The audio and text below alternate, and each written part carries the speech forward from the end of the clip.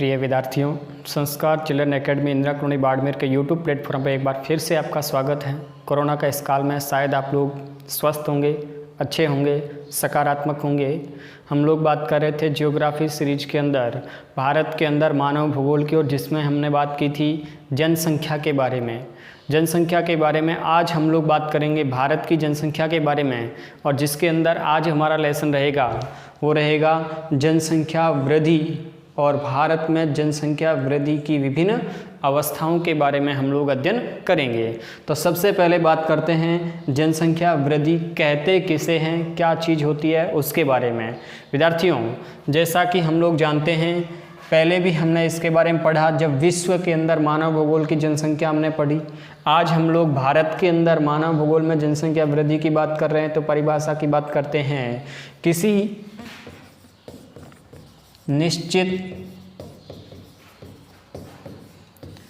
भौगोलिक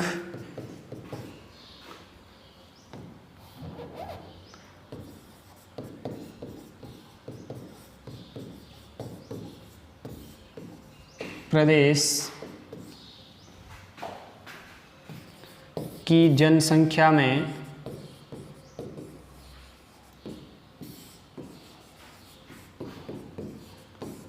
निश्चित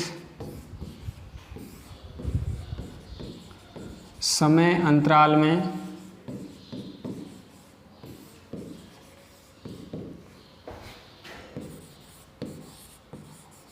होने वाले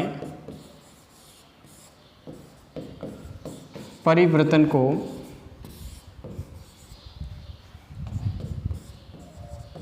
जनसंख्या वृद्धि कहते हैं।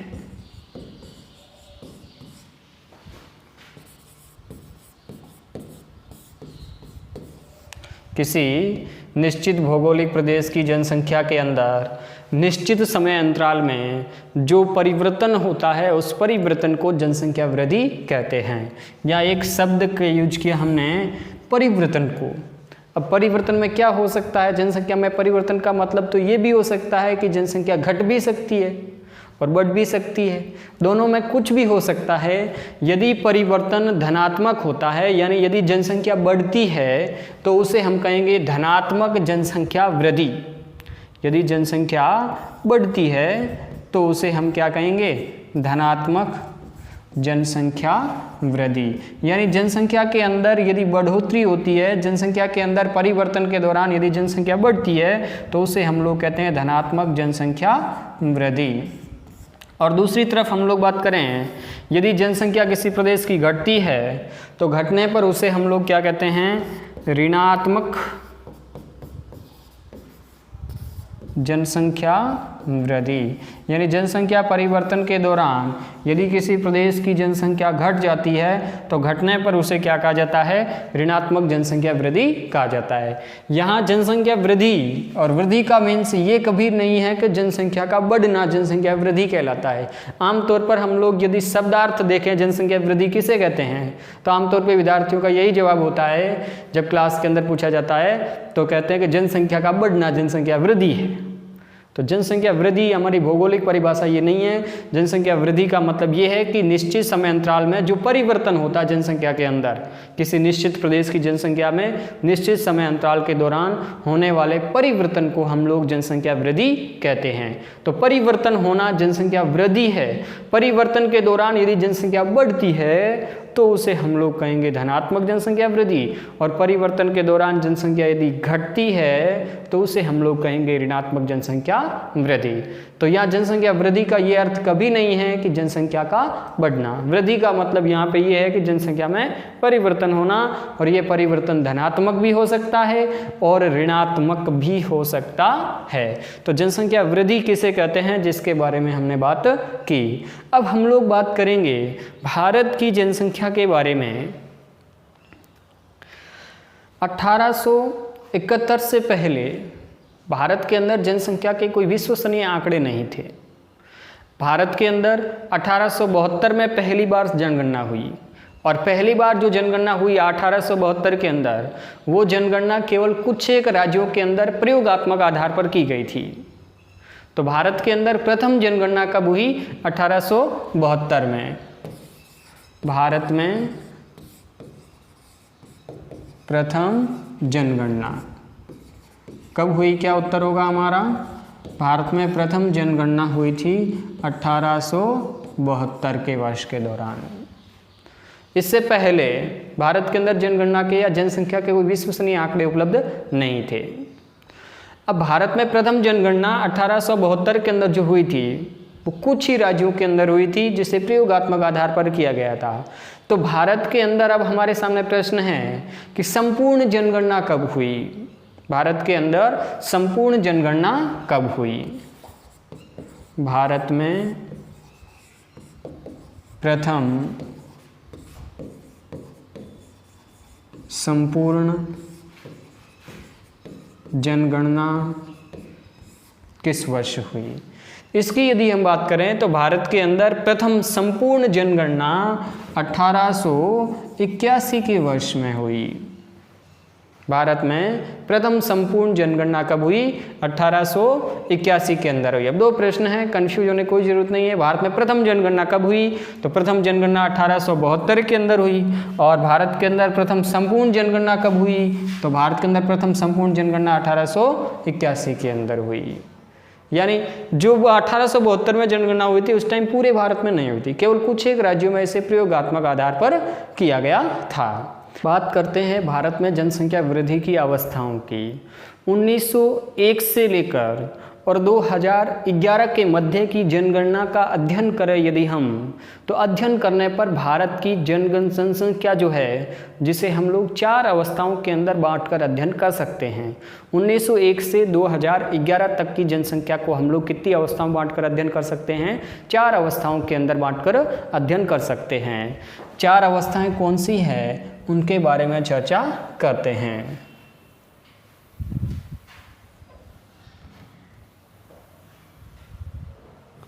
चार अवस्थाएं कौन सी है उनके बारे में चर्चा करते हैं। सबसे पहली अवस्था जो है वो है मंद वृद्धि का काल। दूसरी जो अवस्था है वो है स्थिर वृद्धि का काल। तीसरी जो अवस्था है वो है तीव्र वृद्धि का काल। और चौथी जो अवस्था है वो है घटती वृद्धि का काल। घटती वृद्धि का काल। इस प्रकार भारतीय जनगणना को 1901 से 2011 के मध्य की जनगणना को हम लोग 1901 से 2011 के मध्य की जनगणना को हम लोग कितने भागों में बांट सकते हैं? 4 भागों के अंदर या 4 अवस्थाओं के अंदर या 4 कालों के अंदर बांट सकते हैं। सबसे पहले बात करते हैं मंद वृद्धि का काल कौन सा है। 1901 से लेके और 1921 तक की जनगणना। 1901 से लेकर 1921 तक की जनगणना का जो वर्ष है, जनगणना का जो काल है, जिसे हम लोग किस में सम्मिलित करते हैं? मंद वृद्धि के काल में सम्मिलित करते हैं। दूसरा है वो है स्थिर वृद्धि का काल। 1921 से 1951 तक के काल को 1921 से 1951 तक के काल को हम लोग जनसंख्या वृद्धि की स्थिर अवस्था के काल में बांटते हैं। 1901 से 1951। तीसरी जो अवस्था है वो जनसंख्या वृद्धि की अवस्था, वो है तीव्र वृद्धि का काल, और ये है 1951 से 81 तक का काल। 1951 से 81 तक के काल को हम लोग किस में बांटते हैं? तीव्र वृद्धि के काल में बांट। और घटती वृद्धि का काल कौन सा है? 1981 से 2011 तक का काल, 1981 से 2011, तो 1981 से 2011 तक का जो काल है वो कैसा है? घटती जनसंख्या की वृद्धि का काल है। इस प्रकार भारत में जनसंख्या वृद्धि की अवस्थाओं को हम लोग कितने कालों बांटते हैं? 4 कालों के अंदर। पहला काल कौन सा है? पहला है मंद वृद्धि का काल। दूसरा काल कौन सा है? दूसरा है स्थिर वृद्धि का काल। तीसरा तीव्र और चौथा घटती वृद्धि का काल। यानी 1901 से 2011 के मध्य की जनगणना को हम लोग 4 अवस्थाओं के अंदर अलग अलग कालों में बांटकर अध्ययन करते हैं। अब हम लोग सबसे पहले बात करते हैं पहली अवस्था की, और प्रथम अवस्था जो है वो है मंद वृद्धि का काल। बताइए जरा मुझे, मंद वृद्धि का काल कब से कब तक का काल है? शाबाश, 1901 से 1921 तक के काल को मंद वृद्धि के काल में बांटते हैं या काल में अध्ययन करते हैं। यानी 1901 से लेकर और 1921 तक की जनगणना जो है वो मंद वृद्धि के काल में आती है। अब विद्यार्थियों, सबसे पहले बात करें मंद वृद्धि के काल के अंदर यहाँ पे हम लोग 1901 और 1921 की जनगणना में कितना फर्क देखते हैं? हम देखते हैं 1901 के अंदर जनसंख्या 23 करोड़ और 1921 में जनसंख्या 25.13 करोड़।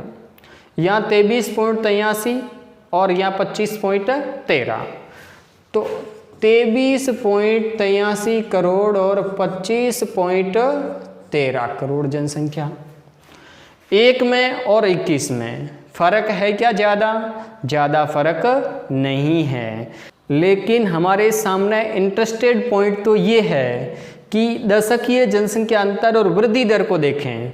1 से 11 के दौरान 5.75% की वृद्धि हुई। अब इंटरेस्टेड पॉइंट है 1911 के 21 के दौरान जब जनगणना हुई तो उसमें वापस कमी दर्ज की गई। या 25.20 करोड़ तो यहाँ 25.13 करोड़ जनसंख्या 1921 के अंदर हो गई। यानी भारत के अंदर आज तक की जनगणनाओं के अंदर जनगणना जो प्रति 10 वर्ष के अंतराल में की जाती है उनमें घटती जनसंख्या वृद्धि जो है वो किस काल में देखी गई? 1921 के काल में देखी गई। यानी किस दशकीय वर्ष के दौरान या किस जनगणना में जनसंख्या में ऋणात्मक वृद्धि दर दर्ज की गई? बहुत इंपॉर्टेंट प्रश्न है। किस जनगणना काल में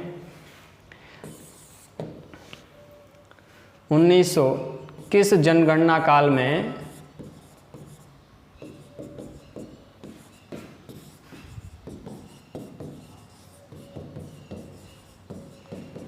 ऋणात्मक वृद्धि दर्ज की गई? उत्तर बताइए जरा। शाबाश, 1921 के अंदर ऋणात्मक जनसंख्या वृद्धि दर्ज की गई। और 1921 में ऋणात्मक जनसंख्या वृद्धि दर कितनी रही? -0.31। यानी बड़ा इंटरेस्टेड पॉइंट है। आज तक की जितनी जनगणना हुई उनमें 1921 की जो जनगणना है उस दौरान जनसंख्या घट गई। अब घटने का तो ठीक है, घट गई, लेकिन हमारे दिमाग में एक प्रश्न उठा होगा कि ये जनसंख्या घटी क्यों? लोग मर गए क्या? क्या हुआ होगा? किस कारण ये जनसंख्या घटी होगी? तो विद्यार्थियों, इस पे हम चर्चा करते हैं कि 1921 में जनगणना घटने का क्या कारण है। 1921 में जनगणना घटने का क्या कारण है? या फिर यूं कह सकते हैं कि 1901 से 21 के दौरान जनसंख्या में मंद वृद्धि क्यों हुई? क्योंकि यहाँ 23.83 करोड़ और यहाँ 25 करोड़, ज़्यादा को जनसंख्या में वृद्धि भी नहीं हुई। तो प्रश्न ये भी है 1901 से 21 के दौरान जनसंख्या में मंद वृद्धि क्यों हुई? और या फिर प्रश्न ये भी हो सकता है कि 1921 में जनगणना घटने का क्या कारण है। दोनों ही प्रश्नों का उत्तर एक ही होगा, एक ही जवाब होगा। जवाब क्या होगा हमारा? जवाब ये है कि 1901 से लेकर और 21 के दौरान, 1901 से लेकर 21 के दौरान जनसंख्या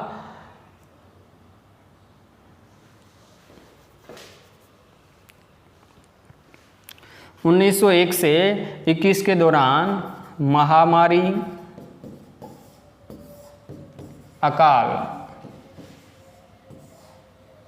के कारण भारत की जनसंख्या के अंदर मंद वृद्धि का काल रहा। 1901 से 21 के दौरान महामारी, अकाल के कारण अन्न अभाव हुआ और अन्नाभाव के कारण जनसंख्या के अंदर वृद्धि अधिक दर्ज नहीं की गई।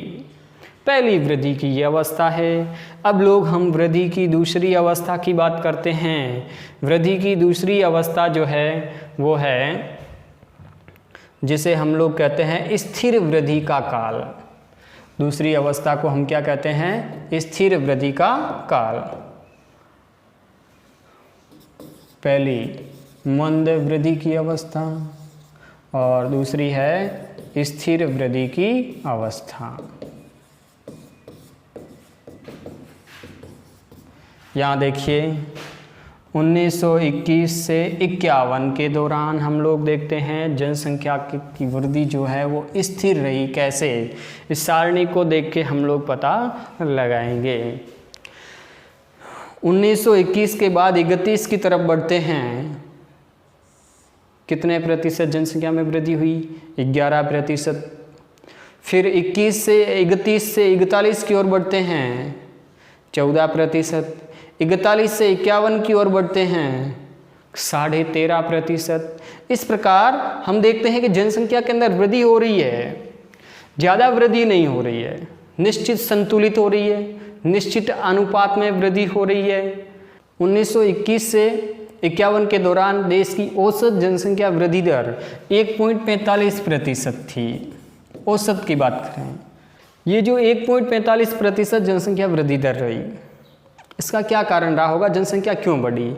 क्योंकि इस समय अकाल और महामारियों पर नियंत्रण स्थापित कर लिया गया, जिससे जन्म दर तो जो पहले थी वही रही और मृत्यु दर में कमी आ गई। मृत्यु दर में कमी। अकाल और महामारियों पर नियंत्रण स्थापित किया गया। अकाल और महामारी पर नियंत्रण स्थापित किया गया और अकाल और महामारी पर नियंत्रण स्थापित करके और मृत्यु दर में क्या की गई? कमी की गई, जिससे जन्म दर वही थी और जनसंख्या के अंदर थोड़ी वृद्धि हुई। अब 1921 का जो वर्ष है वो महान जननांकिकी विभाजक वर्ष माना जाता है। भारतीय जनगणना के अंदर, भारतीय इतिहास के अंदर महान जनसंख्या विभाजक वर्ष किस वर्ष को माना जाता है? 1921 को माना जाता है। इस दौरान जनसंख्या के अंदर भारी हमें विभाजन देखने को मिल रहा है। 1921 के बाद जनसंख्या के अंदर वृद्धि शुरू हो गई। अब हम लोग तीसरी जनसंख्या की वृद्धि की जो अवस्था है उसके बारे में बात करते हैं। तीसरी जनसंख्या की वृद्धि की जो अवस्था है वो है तीव्र वृद्धि की अवस्था।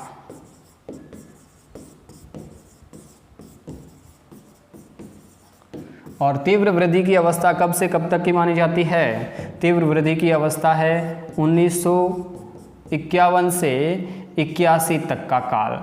तो 1951 से 81 तक का जो काल है उसे हम लोग तीव्र जनसंख्या वृद्धि की अवस्था मानते हैं। ये तीसरी अवस्था है।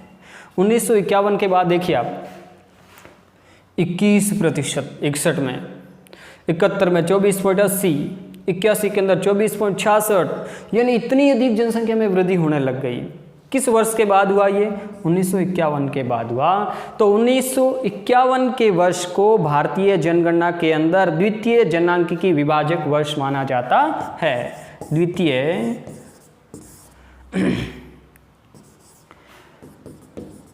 जननांकिकीय विभाजक वर्ष कौन सा वर्ष माना जाता है?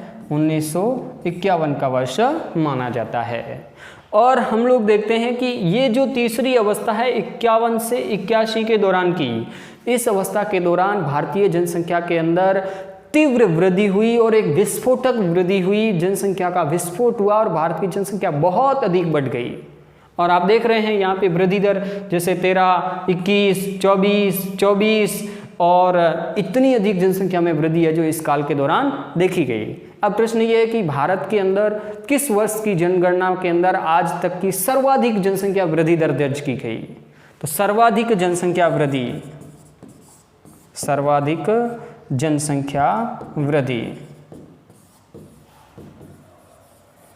किस वर्ष के दौरान दर्ज की गई? सर्वाधिक जनसंख्या वृद्धि जो है वो दर्ज की गई, देखिए आप 24.80, और किस वर्ष के दौरान है? 1971 वर्ष। और कितनी दर्ज की गई? 24.80। अब कारण क्या होगा? इस समय भारत की जनसंख्या इतनी क्यों बढ़ी? उसके पीछे क्या रीजन हो सकते हैं? बहुत बड़े रीजन हो सकते हैं, क्योंकि आज़ादी के तुरंत पश्चात की बात हम लोग कर रहे हैं, 51 से 81 के दौरान की बात हम लोग कर रहे हैं। देश आज़ाद हुआ और आज़ाद होने के पश्चात जो हमारे पहले सपने थे आज़ादी से पहले, उन सपनों को साकार करने के अंदर हमारे देश की सरकार चलने लगी और देश के अंदर जन्म दर तो बढ़ने लग गई, मृत्यु दर घटने लग गई। यानी स्वास्थ्य और चिकित्सा सुविधाओं के विकास के कारण जन्म दर बढ़ गई और मृत्यु दर घट गई, जिससे जनसंख्या के अंदर भारी वृद्धि हुई और एक विस्फोटक जनसंख्या वृद्धि हुई। ये किस काल के दौरान हुई? तीसरी अवस्था है तीव्र जनसंख्या की वृद्धि, वो है 1951 से 81 के दौरान। और किस वर्ष को द्वितीय जनगणना के विभाजक वर्ष माना जाता है? 1951 को। और किस वर्ष की जनगणना के अंदर हम देखते हैं कि जनसंख्या में सर्वाधिक वृद्धि दर्ज की गई? 1971 के वर्ष के दौरान सर्वाधिक वृद्धि दर्ज की गई। तो हमारे सामने देखो, द्वितीय जनगणना की विभाजक वर्ष 1951, सर्वाधिक जनसंख्या वृद्धि किस जनगणना के अंदर दर्ज हुई? 1971 की जनगणना में दर्ज हुई। अब हम लोग बात करते हैं चौथी अवस्था की, और चौथी अवस्था है घटती वृद्धि की अवस्था। घटती वृद्धि की अवस्था।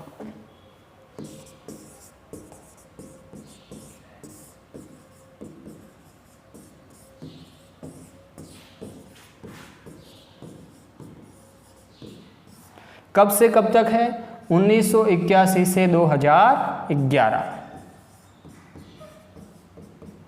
तो 1981 से 2011 के दौरान का जो काल है, उस दौरान जनसंख्या के अंदर घटती वृद्धि की अवस्था को देखा जाता है। यानी देखिए आप 1981 के बाद 1991 की जनगणना में 23.85, 2466 से 2385 से भाई। फिर 1991 के बाद यदि हम 2001 की बात करें तो 21.54, फिर 2011 की बात करें तो 17.64 जनसंख्या वृद्धि। धीरे धीरे जनसंख्या के अंदर क्या हो रही है? कमी हो रही है इस काल के दौरान। तो इसे हम कहते हैं घटती वृद्धि की अवस्था 1981 से 2011 के दौरान। अब हमारे सामने प्रश्न और भी उठ रहा होगा कि इस दौरान जनसंख्या घटी क्यों?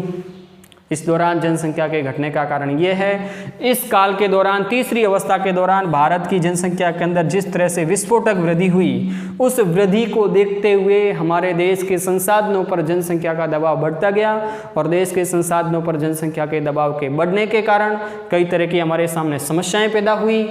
अन्नाभाव शुरू हुआ, भूखमरी, बेरोजगारी जैसी कई समस्याएं पैदा हुई और ऐसी समस्याओं के हालात पैदा होने के बाद सरकार और जन भागीदारी के माध्यम से हम लोग देखते हैं 1991, 2001 और उसके साथ साथ 2011 के दौरान जनगणना के अंदर कमी दर्ज की गई। धीरे धीरे ये जनसंख्या की घटती अवस्था है, जो चतुर्थ अवस्था जिस दौरान जनसंख्या में कमी दर्ज हुई। उनका कारण क्या है? बढ़ती जनसंख्या से सरकार की कई योजनाएं और उसके साथ साथ परिवार नियोजन जैसे कई कार्यक्रमों से जन जागृति लाकर भारतीय जनसंख्या को नियंत्रित करने का प्रयास किया गया और धीरे धीरे जनसंख्या वृद्धि घटती गई। अब थोड़ी सी बात कर लेते हैं 2011 की। भारत की वर्तमान में जनसंख्या कितनी है? वर्तमान में जनसंख्या है 121 करोड़। जनसंख्या के अंदर वृद्धि कितनी हुई 2011 के दौरान? दशकीय जनसंख्या वृद्धि दर 17.64%। यानी 2011 में जनसंख्या में वृद्धि कितनी हुई? 17.64। इस प्रकार 4 अवस्थाएं, प्रथम अवस्था, मंद अवस्था द्वितीय, स्थिर वृद्धि की अवस्था तृतीय, विस्फोटक वृद्धि का काल और चतुर्थ घटती हुई जनसंख्या की अवस्था। इस प्रकार हमारे सामने सारणी के अंदर एक बार आप बताइए मुझे, प्रथम अवस्था कब से कब तक मानी गई है? शाबाश, 1901 से 21। द्वितीय अवस्था 21 से 51।